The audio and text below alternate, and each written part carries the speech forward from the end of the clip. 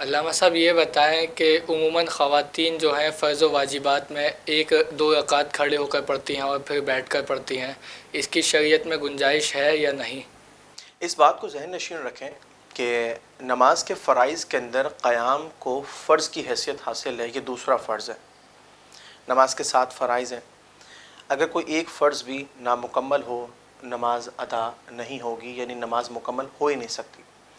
اب دیکھیے یہ جو قیام ہے جس کے بارے میں ابھی ہم نے سنا کہ یہ دوسرا فرض ہے، یہ 2 صورتوں میں ساقط ہو سکتا ہے۔ ایک تو یہ صورت ہے کہ کوئی شخص قیام پر قدرت رکھتا ہی نہ ہو، نہ وہ خود کھڑا ہو سکتا ہو، نہ کسی چیز کے سہارے، کوئی عصا وغیرہ یا کوئی دیوار ہو ٹیک لگا کے کھڑا ہو گیا، ایسا بھی نہ ہو، نہ کوئی شخص اس کو سہارا دے کر کھڑا کر سکتا ہو، تو یہ شخص اب قیام سے معذور ہے، ٹھیک ہے، اس شخص پر قیام ساقط ہے۔ جیسے مثال کے طور پر بہت سے لوگ کمر کا ایسا پین ہے، کھڑے نہیں رہ سکتے، یا مطلب معذوری ہو گئی ہے، کھڑے نہیں رہ سکتے، ان لوگوں پر قیام ساقط۔ دوسری صورت یہ ہے کہ جب کوئی شخص سجدہ کرنے پر قدرت نہ رکھتا ہو، تو شریعت یہ کہتی ہے کہ قیام اس پر ساقط ہے، اسے چاہیے کہ بیٹھ کے نماز پڑھے۔ اور موروں کا درد جن لوگوں کا ہوتا ہے، یا گھٹنوں کا درد ہوتا ہے، یا ایک دفعہ جھک گئے تو اب اٹھ نہیں سکتے، تو اس کے علاوہ اگر کوئی شخص قیام نہ کرے فرض نماز میں، واجبات سے مراد جیسے عشاء کے وتر ہو گئے اور عیدین کی نمازیں ہو گئیں، تو ان کے اندر اس کی نماز ہوگی ہی نہیں۔ اور فجر کی سنتوں کو بھی شامل کیا ہے علماء نے، اعلیٰ حضرت نے فتح و رضویہ میں بھی لکھا ہے کہ فجر کی سنتیں بھی جو ہیں وہ اس میں شامل ہیں، لہٰذا فرائض، واجبات اور سنت فجر کے اندر قیام لازمی طور پر کھڑے رہ کر کے کرنا ہوگا،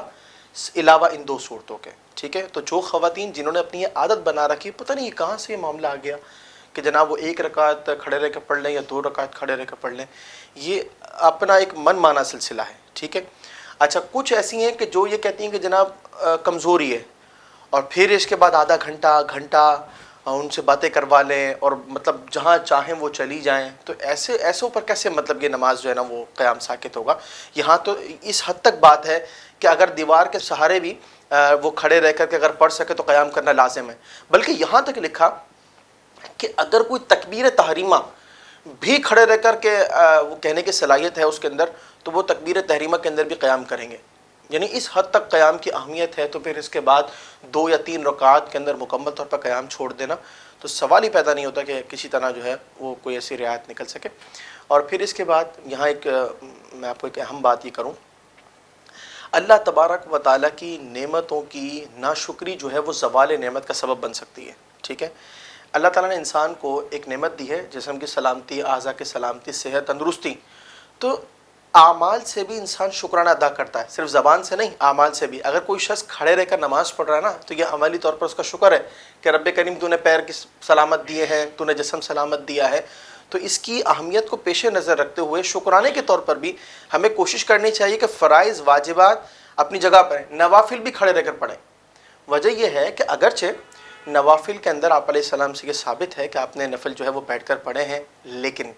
افضل اور اولیٰ تو یہی ہے کہ وہ بھی کھڑے رہ کر پڑھے جائیں، چنانچہ ہمیں اس کا خیال کرنا چاہیے۔ خلق السحاب وخلق الماء خلق الشمس في الفضاء سبحان خالق الحياة